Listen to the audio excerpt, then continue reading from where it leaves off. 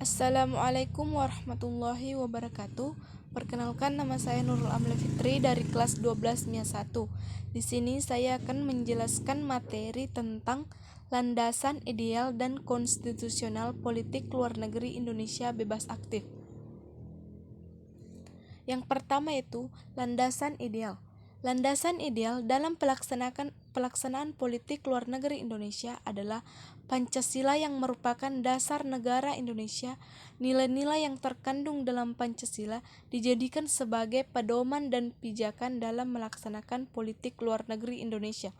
Muhammad Hatta menyebutkan sebagai salah satu faktor yang membentuk politik luar negeri Indonesia. Yang kedua yaitu landasan konstitusional. Landasan konstitusional dalam pelaksanaan politik luar negeri Indonesia adalah pembukaan Undang-Undang Dasar 1945 Alien Pertama yang berbunyi bahwa sesungguhnya kemerdekaan itu ialah hak segala bangsa, dan oleh sebab itu maka penjajahan di atas dunia harus dihapuskan karena tidak sesuai dengan pri kemanusiaan dan pri keadilan. Dan alien keempat yang berbunyi dan ikut serta melaksanakan ketertiban dunia yang berdasarkan kemerdekaan, perdamaian abadi, dan keadilan sosial. Yang ketiga yaitu tujuan politik luar negeri bebas aktif.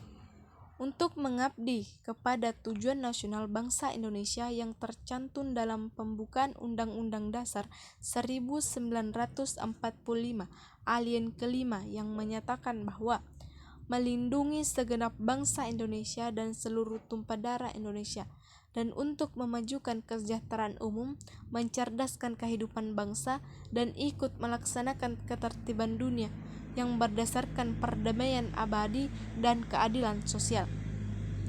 Selanjutnya, pada masa demokrasi terpimpin 1959 sampai 1965, landasan operasional politik luar negeri Indonesia adalah berdasarkan Undang-Undang 1945 yang terdapat dalam pembukaan Undang-Undang Dasar 1945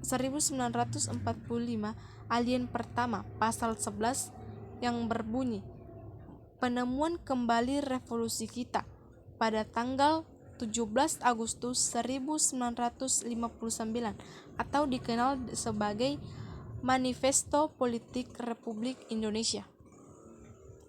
Pada masa Orde Baru, sifat politik luar negeri Indonesia adalah yang pertama yaitu bebas aktif, anti-imperialisme atau kolonialisme dalam segala bentuk manifestasinya, dan ikut serta melaksanakan ketertiban dunia yang berdasarkan kemerdekaan, perdamaian abadi, dan keadilan sosial.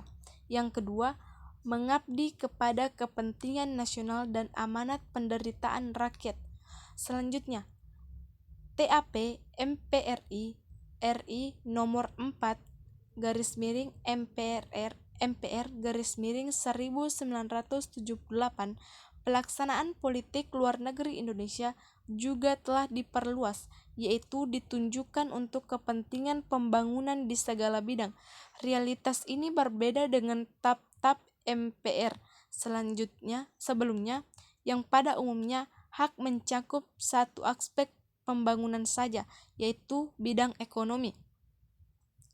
Selanjutnya, ketetapan ini juga menetapkan sasaran-sasaran yang harus dicapai dalam pelaksanaan politik dan hubungan luar negeri, yaitu yang pertama, menegaskan kembali pelaksanaan politik bebas dan aktif menuju pencapaian tujuan nasional.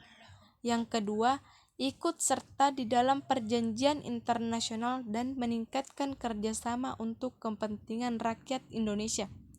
Yang ketiga, memperbaiki forma atau penampilan diplomat Indonesia dalam rangka suksesnya pelaksanaan diplomasi proaktif di semua bidang. Yang keempat, meningkatkan kualitas diplomasi dan rangka mencapai pemulihan ekonomi yang cepat melalui intensifikasi kerjasama regional dan internasional.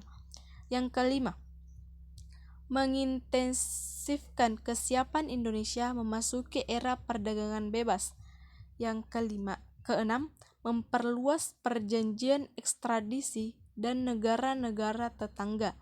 Yang ketujuh, mengidentifikasi kerjasama dengan negara-negara tetangga dalam kerangka ASEAN untuk tujuan memelihara stabilitas dan kemakmuran di wilayah Asia Tenggara.